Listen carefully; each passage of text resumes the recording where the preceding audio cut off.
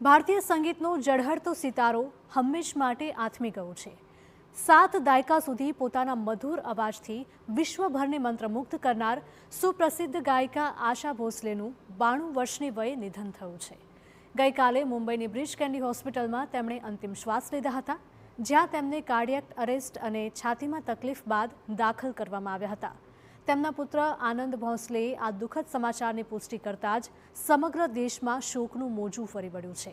સંગીત સામ્રાજ્ઞીની અંતિમ વિદાયની પ્રક્રિયા આજે સવારથી શરૂ થઈ ગઈ છે અને સવારે 11 વાગ્યાથી ચાહકો અને મહાનુભાવો તેમના અંતિમ દર્શન કરી શકશે।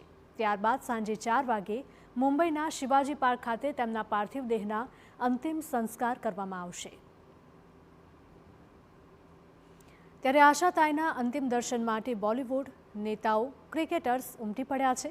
પૂર્વ ક્રિકેટર સચિન ભાવુક થયો અને રડતી આંખે આશાતાઈને શ્રદ્ધાંજલિ આપી।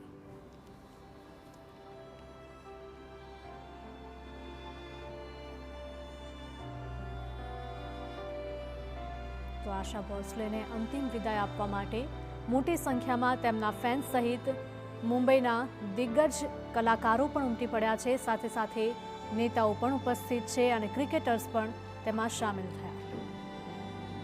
તો આશા ભોસલેનું નિધન થયું છે અને તેને લઈને સમગ્ર દેશમાં શોકનું મોજું ફરી વળ્યું છે, કારણ કે ભારતીય સંગીતનો ઝળહળતો સિતારો હંમેશ માટે આથમી ગયો છે।